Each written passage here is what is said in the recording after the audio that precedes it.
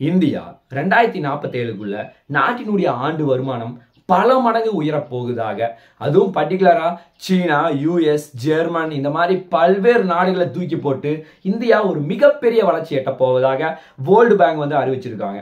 அதுவும் பர்டிகுலரா 4 முக்கியமான ரீசன் சொல்றாங்க இந்தியா டெவலப் ஆகிறதுக்கு. அது என்ன, அதை பத்தி தான் இந்த பதிவுல பார்க்க போறோம். அதே மாதிரியே இந்தியா வந்து 2047க்குள்ள இன்னொரு முக்கியமான சம்பவம் பண்ண போறாங்க. அதாவது உலகத்திலேயே நாட்டினுடைய ஜிடிபி, இந்தியாவினுடைய ஜிடிபி ஒரு மிகப்பெரிய உச்சத்தை அடைய போவதாக G20 ஒரு முக்கியமான தலைவர் சொல்லியிருக்காரு.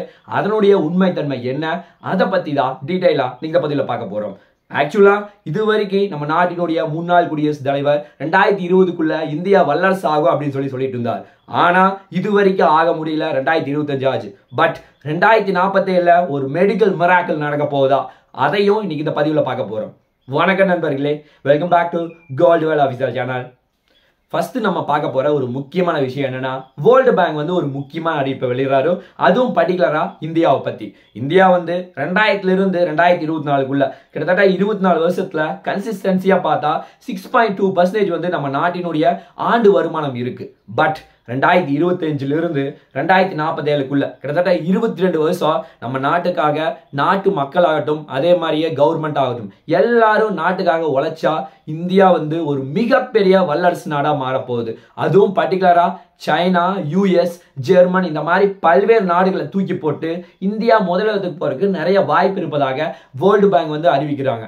ஆல்ரெடி இந்தியா வந்து மிடில் கிளாஸ்ல இருந்து ஹை கிளாஸ் போறதுக்கு முயற்சி செய்யறாங்க. அது இந்த 22 வருஷம் மிகப்பெரிய உழைப்பை போட்டா இந்தியா மிகப்பெரிய வளர்ச்சி அடைவதற்கு ஒரு முக்கியமான காரணமா இருக்கும் அப்படின்னு சொல்லி வேர்ல்டு பேங்க் வந்து அறிவிக்கிறாங்க. அதுவும் பர்டிகுலரா ஆல்ரெடி வந்து இதே மாதிரி ஒரு சுச்சுவேஷனை சிலி, கொரியா, போலாந்து இந்த மாதிரி நாடுகள் எல்லாமே நடுத்தர வர்க்கத்திலிருந்து ஒரு மிகப்பெரிய உச்சத்தை அடைஞ்சிருக்காங்க. இந்த மாதிரி கன்சிஸ்டன்சியா உழைப்ப போட்டிருக்காங்க அப்படின்னு சொல்றாங்க. ஆக்சுவலா இது வந்து இந்த அளவுக்கு டெவலப் ஆகணும்னா பர்டிகுலரா நம்ம நாட்டினுடைய டாக்ஸை வந்து கண்ட்ரோல் பண்ணா கண்டிப்பா ஒரு மிகப்பெரிய உச்சத்தை அடைய முடியும். அதே மாதிரி ஃபாரின் டைரக்ட் இன்வெஸ்ட்மெண்ட்டை நிறைய ஃபாரினர்ஸை இந்தியாவுக்குள்ள கூட்டிட்டு வந்தா இன்னொரு முக்கியமான பாசிபிளா இருக்கும் அப்படின்னு சொல்றாங்க. அதே மாதிரியே வேர்ல்டு பேங்க் வந்து 4 முக்கியமான ரீசன் சொல்றாங்க. அதே மாதிரியே ஃபர்ஸ்ட் ஒரு முக்கியமான விஷயம் என்னன்னா, நம்ம நாட்டுல நிறைய ஸ்டேட்கள் இருந்தாலும் எல்லா ஸ்டேட்டும் சீரான வளர்ச்சியில் இருக்கான்னு கேட்டா நிச்சயமா கிடையாது. கிட்டத்தட்ட 31 ஸ்டேட்ஸ்க்கு மேல இருக்கு. ஆனா அதுல அதிகமா டாமினேட் பண்றது மகாராஷ்டிரா, தமிழ்நாடு, கர்நாடகா, தெலுங்கானா, குஜராத் இந்த மாதிரி நாடுகள் மட்டும்தான் நாட்டினுடைய ஜிடிபியில ரொம்ப ரொம்ப முக்கியமான பங்கு வகிக்கிறாங்க. ஆனா மற்ற 25 ஸ்டேட்ஸ் வந்து ரொம்ப சிக்கலை வந்து நம்ம நாட்டுக்கு கொடுக்குறாங்க. அவர்களும் தொடர்ந்து வளர்ச்சி அடைஞ்சா அங்க இருக்க மக்களும் வளருவாங்க, நாடு டெவலப் ஆகும். அதை வந்து நாட்டினுடைய கவர்மெண்ட் வந்து முக்கியமா வந்து ஃபோக்கஸ் பண்ணணும் அப்படின்னு சொல்லி ஒரு முக்கியமான ரீசனா சொல்றாரு. இன்னொரு முக்கியமான ரீசன் என்னன்னா, நம்ம நாட்டினுடைய இன்வெஸ்ட்மெண்ட் அப்படிங்கிறது டோட்டல் ஜிடிபியில இப்ப கரண்ட்ல ஜஸ்ட் வந்து ஒரு 35% தான் இருக்கு. ஆனா நம்ம 2040க்குள்ள 40% மாத்தணும். அப்படி மாட்டினா ஒரு மிகப்பெரிய வளர்ச்சியை நோக்கி இந்தியா போறதுக்கு ரொம்ப ஒரு மிகப்பெரிய வாய்ப்பா இருக்கும் அப்படின்னு சொல்லி ஒரு மிகப்பெரிய நம்பிக்கையை வேர்ல்டு பேங்க் வந்து தெரிவிக்கிறாங்க.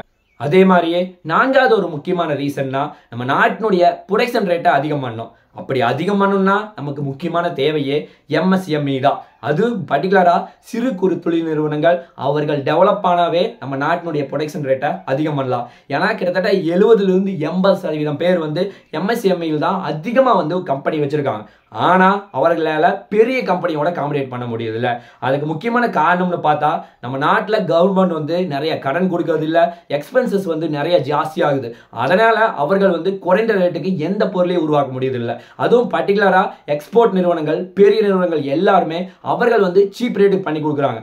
அதுதான் ஒரு முக்கியமான பிரச்சனையா இருக்கு. அதை டெவலப் பண்ணாவே எளிதா முன்னேற முடியும். அதே மாதிரியே இந்தியாவில் நிறைய பக்கம் வந்து தொழிலாளர்கள் ஷார்டேஜ் அப்படிங்கிறது இன்னும் நிறைய இருக்கு. அதுவும் பர்டிகுலரா பெண் தொழிலாளர்கள் இப்போ வந்து இந்தியாவில் ரொம்ப கம்மியான பேர் தான் வேலைக்கு போறாங்க. அதுவும் பர்டிகுலரா 2047 போது 35% இருந்து 50% மாற்றணும். ஏன்னா கரண்ட்ல ஜஸ்ட் ஒரு 35% தான் இருக்கு. இது 50% மாத்தினா இந்தியா வந்து இன்னும் வளர்வதற்கு ரொம்ப உதவியா இருக்கும் அப்படின்னு சொல்லி அவர் சொல்றாரு. இது எல்லாமே பாசிபிள் ஆகுமா அப்படிங்கிறத நம்ம பொறுத்து வந்து தான் பார்க்க வேண்டும். இது ஒரு பக்கம் போயிட்டு இருந்தாலும் இன்னொரு பக்கம் ரீசெண்ட் டைம்ல G20 ஒரு முக்கியமான தலைவர் ஒரு அறிவிப்பை வெளியிடுறார். இந்தியா 2047க்குள்ள $30 trillion அப்படிங்கிற ஒரு மிகப்பெரிய வளர்ச்சியை நோக்கி போகும் அப்படின்னு சொல்றாரு. ஆனா கரண்ட்ல இந்தியாவினுடைய ஒரு ஆண்டினுடைய உள்நாட்டு உற்பத்தி அப்படிங்கிறது ஜஸ்ட் ஒரு $4 ட்ரில்லியன் நோக்கி தான் போயிட்டு இருக்கு. அதுவும் பர்டிகுலரா சைனா US இவர்களிடம் ஏணி வச்சா கூட எட்டாது, அவ்வளோ டவுன்ல இருக்கும். ஆனா நம்மனால 2047 போது $30 ட்ரில்லியன் அப்படிங்கிற ஒரு மிகப்பெரிய உச்சத்தை நோக்கி போக முடியும்னு சொல்றாங்க. அதுக்கு முக்கியமான காரணம்னா அதுக்கு நம்ம பண்ண வேண்டியது இளைஞர்கள் அதிகமா ஒர்க் பண்ணணும். அதுவும் பர்டிகுலரா ஒரு கம்பெனியில போய் ஒர்க் பண்ணாம புதுசா வந்து ஸ்டார்ட் அப் கம்பெனி உருவாக்கணும்.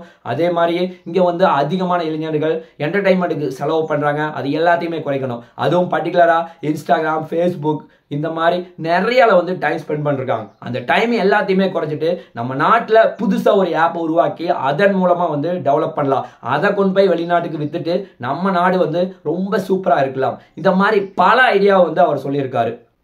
அதுவும் பர்டிகுலரா ஆல்ரெடி வந்து ஜப்பான், சைனா இந்த மாதிரி நாடுகள் எல்லாமே மிகப்பெரிய வீழ்ச்சியில் இருந்தாங்க ஒரு காலத்துல. ஆனா இன்னைக்கு உலகமே வைக்கிற அளவுக்கு மிகப்பெரிய டெவலப் ஆயிருக்காங்க. அந்த மாதிரி நம்மளும் வந்து டெவலப் ஆகணும். அதுவும் பர்டிகுலரா சைனாவினுடைய கான்செப்டை இந்தியா வந்து தொடர்ந்து கொண்டு வந்தா 8 hour shift இந்த மாதிரி நிறைய விஷயங்கள் இருக்கு. அது எல்லாமே கொண்டு வந்தா இன்னும் வந்து டெவலப் ஆகிறதுக்கு நிறைய வாய்ப்புகள் இருப்பதாக சொல்லப்படுகிறது. அதே மாதிரியே நம்ம நாட்டினுடைய தனிநபர் வருமானம் அப்படிங்கிறது ரொம்ப ரொம்ப குறைவாக தான் இருக்கு. அதுவும் பர்டிகுலரா ஒரு வருஷத்துக்கு ஜஸ்ட் ஒரு $14,000 தான் வருது. கரெக்டா சொல்லணும்னா 1,50,000 வரைக்கும் தான் நிறைய மக்கள் இன்னுமே வாங்கிட்டு இருக்காங்க ஒரு வருஷத்துக்கு.